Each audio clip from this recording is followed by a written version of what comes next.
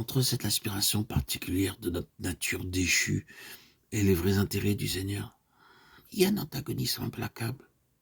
Être fort sous une forme ou sous une autre, dans un domaine ou dans un autre, n'importe où, n'importe comment, mais au moins être fort. Voilà le cri du cœur de l'humanité déchue. Voilà les aspirations de l'humanité déchue. Voilà ses désirs, la nécessité pour l'homme d'être affaibli, diminué, brisé, vidé, se justifie donc abondamment. À côté de cette nécessité de la faiblesse, la nécessité de la force est tout aussi réelle et tout aussi impérieuse. Fortifiez-vous, nous est-il dit. Et cette parole n'a certes pas moins de poids que les autres. Mais de quelle nature est cette force? Dans quel domaine doit-elle s'exercer? Fortifiez-vous dans le Seigneur et par sa force toute puissante. Éphésiens 6:10. Cette force-là ne sera jamais notre possession personnelle. Elle ne fera jamais partie de nous-mêmes. Le Seigneur veillera toujours à ce qu'elle reste sous sa garde, de façon à ce que notre relation avec lui se maintienne constamment sur une base de dépendance et de foi. Nous ne pourrons jamais prendre le large avec la force du Seigneur et l'employer à notre guise comme si c'était la nôtre. Fortifiez-vous dans le Seigneur, nous est-il dit. Or, voici au fond à quoi tout se ramène. Il y a un homme en qui toute la puissance de Dieu peut habiter sans danger. Il y a un homme dans lequel la puissance divine peut demeurer dans sa plénitude sans courir aucun risque. Cet homme est dans le ciel. Cet homme n'est pas ici-bas. La puissance de Dieu ne peut pas demeurer en nous sans danger. Il fut merveilleusement soutenu jusqu'à ce qu'il devint puissant, jusqu'à ce que, quel dommage, qu'il ait fallu ici faire intervenir cette conjonction.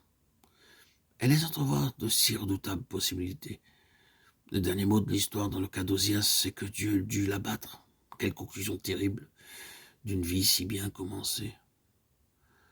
La grande leçon à en tirer, c'est que nous ne serions sans péril, sans nous approprier de la force de Dieu. Aussi donc, Dieu a-t-il planté la croix sur ce chemin, pour que nous ne puissions jamais forcer le passage.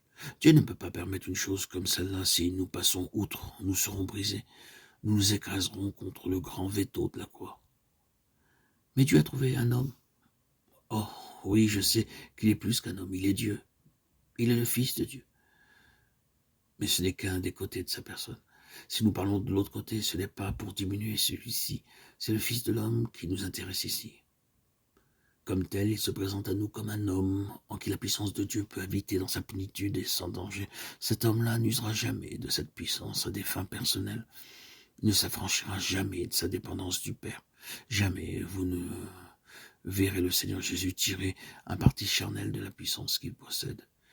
Il n'y a pas trace en lui de cette sournoise activité du moi qui cherche à retirer un avantage personnel de la puissance et de la bénédiction de Dieu. Dans sa nature, cette inclination est absente.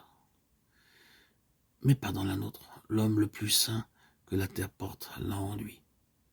Comment donc? Peut-être savoure-t-il sans bien réaliser la portée de ce sentiment, l'agréable satisfaction de voir les yeux se tourner vers lui à cause de sa sainteté ou à cause de son expérience. Oui, même dans ce domaine-là, ce penchant porte ses fruits. Mais voici un homme qui peut avoir toute la puissance de Dieu à sa disposition et chez lequel on ne discerne pas la moindre velléité de détourner cette puissance à son profit. Ainsi peut-elle habiter en lui dans sa plénitude.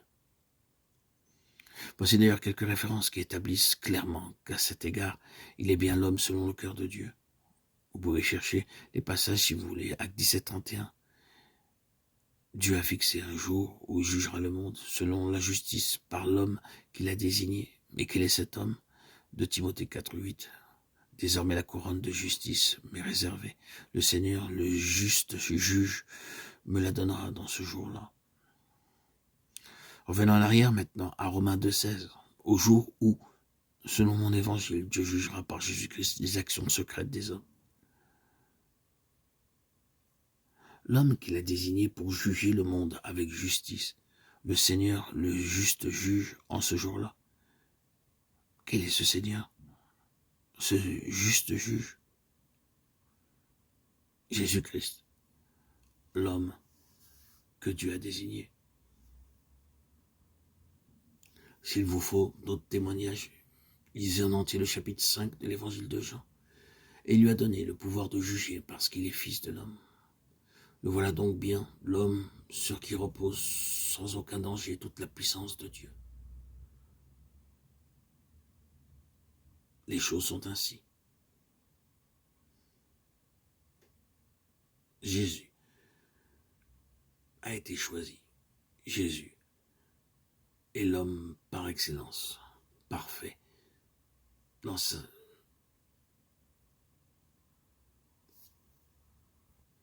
plénitude. Il est l'homme selon le cœur de Dieu. L'homme en qui toute la puissance de Dieu peut habiter sans danger. L'homme dans lequel la puissance divine peut demeurer dans sa plénitude sans aucun risque.